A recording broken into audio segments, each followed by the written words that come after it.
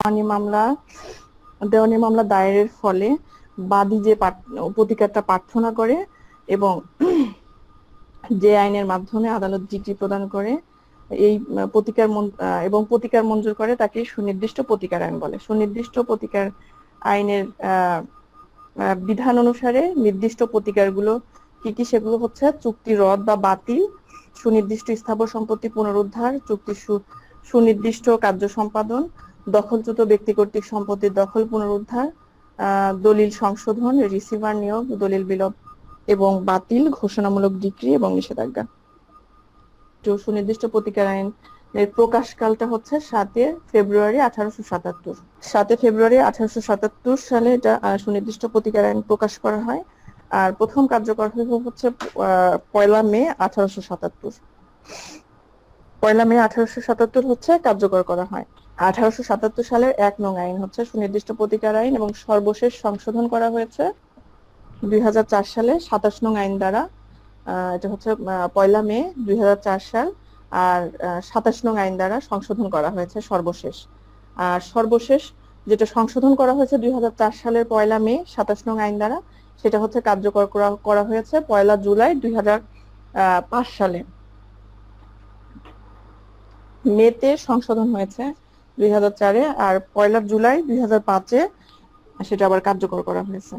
প্রস্তাবনা আছে 1টি, খণ্ড 3টি, অধ্যায় 10টি, ধারা আছে 57টি। আর এটি হচ্ছে মূল আইন।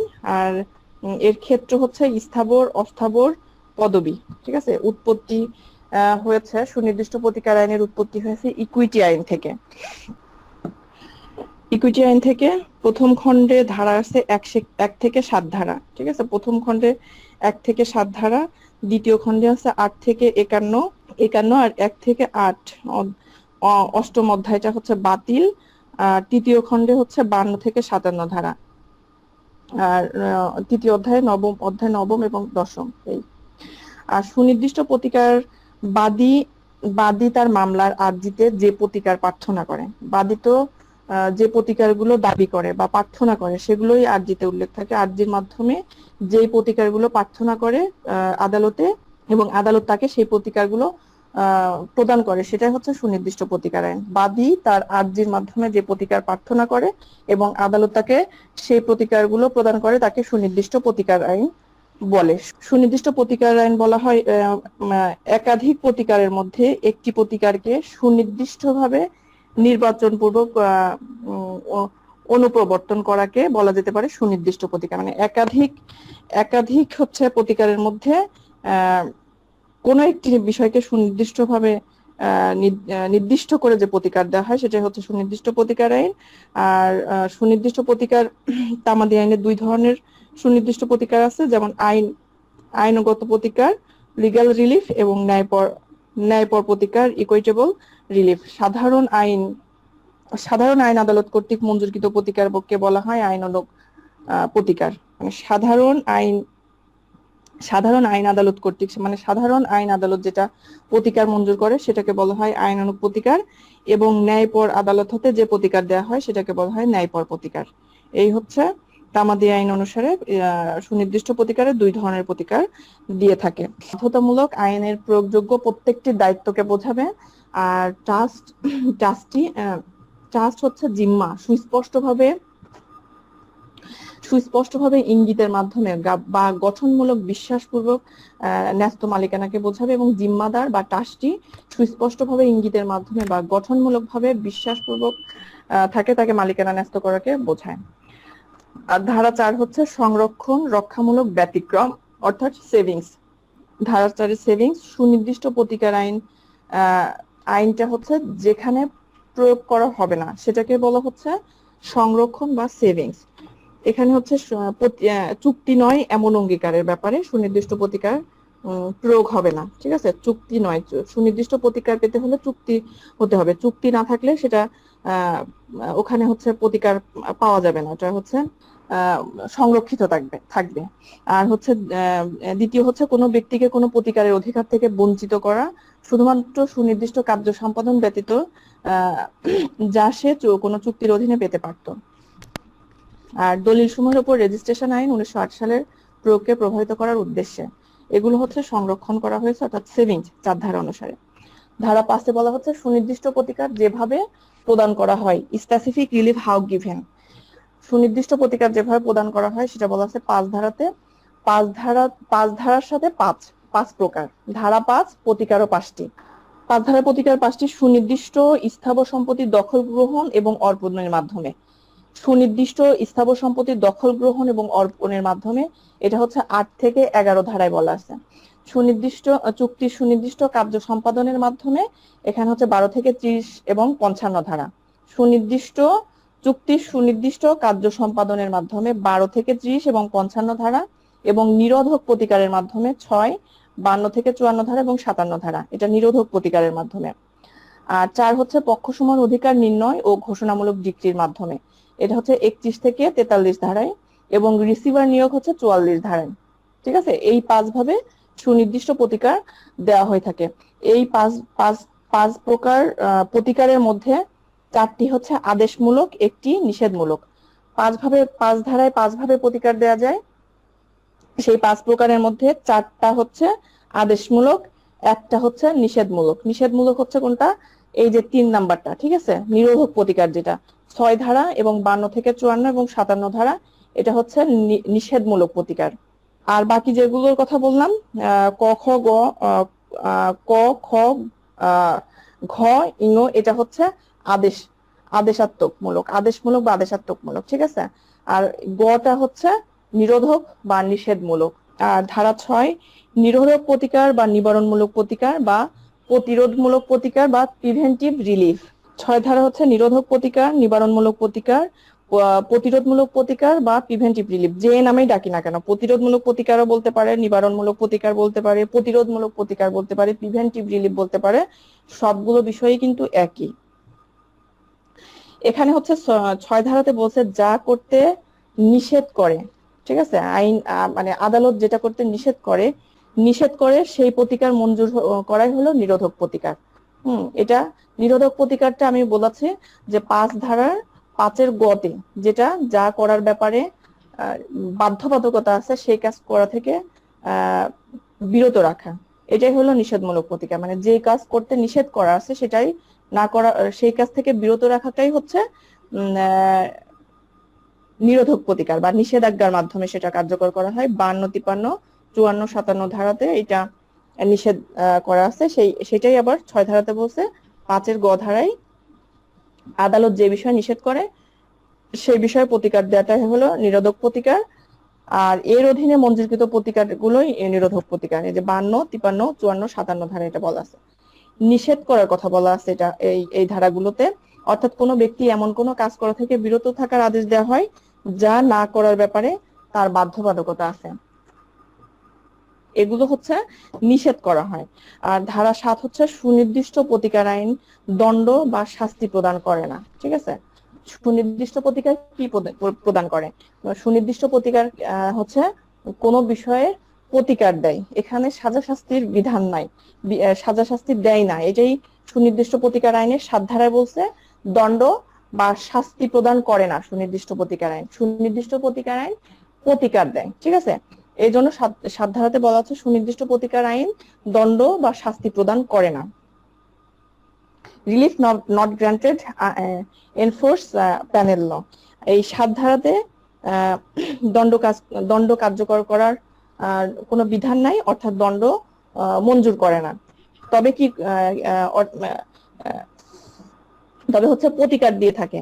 আর এই দণ্ড যেগুলো সেগুলো হচ্ছে জরিমানা করবে না, সুনির্দিষ্ট প্রতিকার আইন জরিমানা করবে না, সম্পত্তি বাজেয়াপ্ত করবে না, এবং কাউকে কারাগারে আটক রাখা যাবে না সুনির্দিষ্ট প্রতিকার আইন অনুসারে। সুনির্দিষ্ট প্রতিকার আইনের 7 ধারা অনুসারে কারো জরিমানা করা যাবে না, সম্পত্তি বাজেয়াপ্ত করা যাবে না, কাউকে কারাগারে আটক রাখা যাবে না। এরপরে হচ্ছে ধারা 8। ধারা 8 সুনির্দিষ্ট স্থাবর সম্পত্তির পুনরুদ্ধার।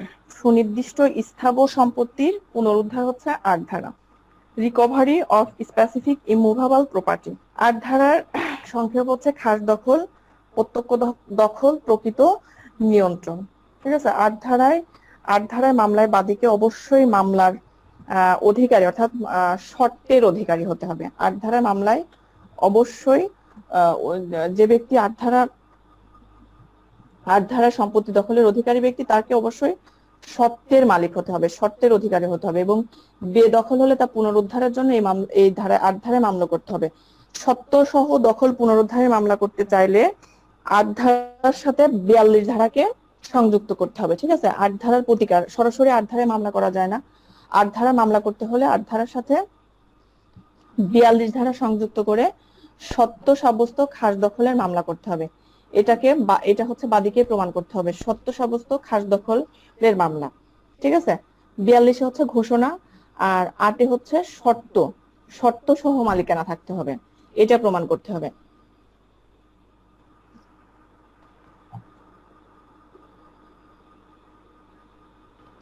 আর ধারা হচ্ছে সম্পত্তিতে যার শর্ত আছে সেই ব্যক্তিই মামলা করতে পারবে, ঠিক আছে। আর 8 ধারা মামলা 12 বছরের মধ্যে করতে পারবে। 12 বছর শর্ত সহ শর্তের মামলা যেহেতু, সেজন্য এটা 12 বছরের মধ্যে করতে পারে। এটা তামাদি আইনের 142 অনুচ্ছেদে বলা আছে যে বেদখল হওয়ার থেকে 12 বছরের মধ্যে মামলা করতে পারবে 8 ধারায়। 142 অনুচ্ছেদে বলা আছে তামাদি আইনের। 8 ধারার বিধান একটি প্রতিকারের স্থায়ী ব্যবস্থা, ঠিক আছে। 8 ধারার যে প্রতিকারটা দেওয়া হয় সেটা হচ্ছে প্রতিকারের একটি স্থায়ী ব্যবস্থা, ঠিক আছে।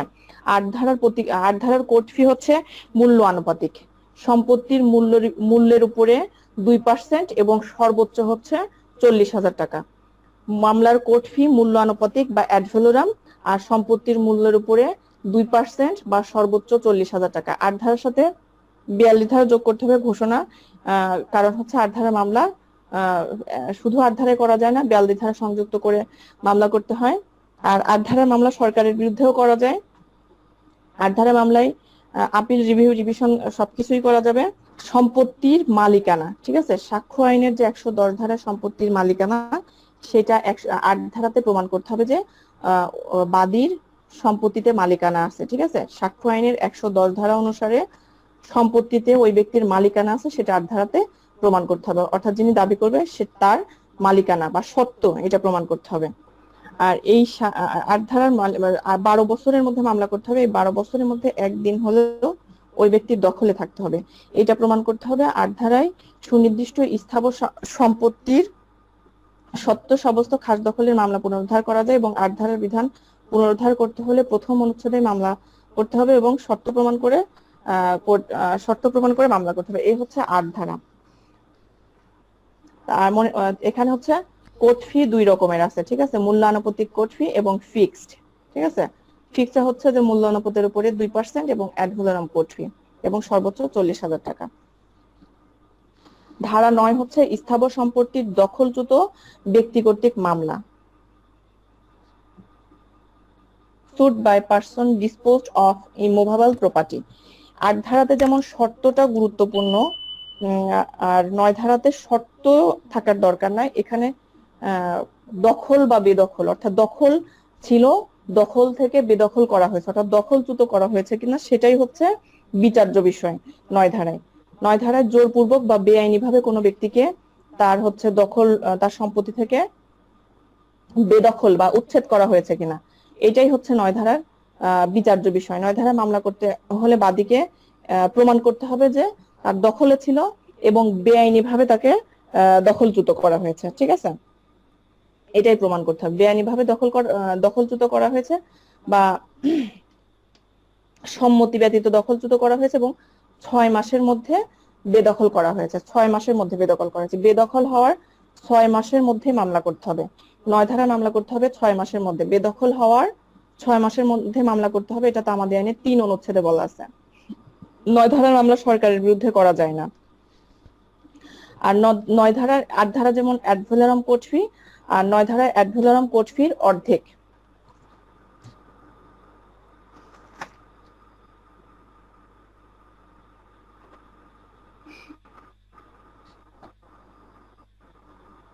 অ্যাড ভ্যালোরাম কোর্ট ফির অর্ধেক। আর এখানে হচ্ছে ডিক্রির বিরুদ্ধে রিভিশন করা যায় শুধুমাত্র হাইকোর্টে।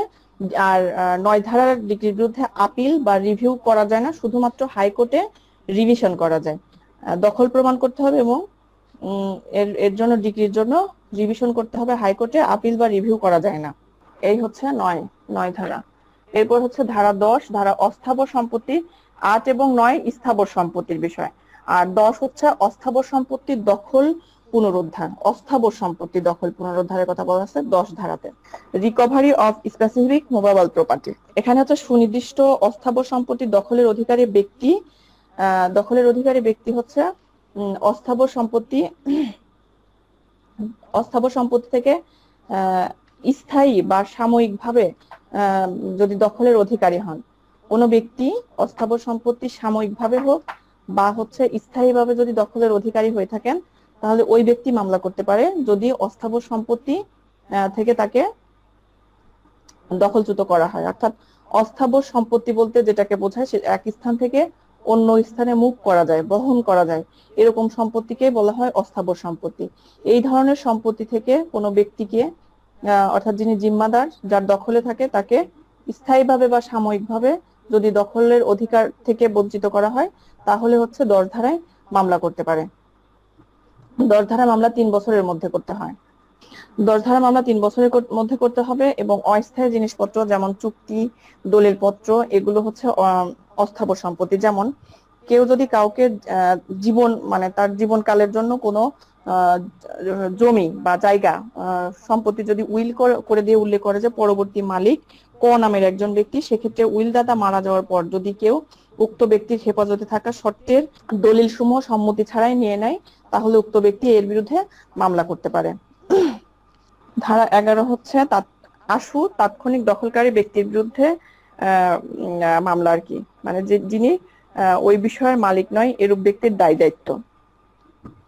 আশু বা তাৎক্ষণিক দখলের অধিকারী ব্যক্তি মানে ওই ব্যক্তির হচ্ছে স্থায়ীভাবে মালিক না, কিন্তু মানে তাৎক্ষণিকভাবে মালিক যিনি, তার দায় দায়িত্বের কথা বলা আছে হচ্ছে 11 ধারায়।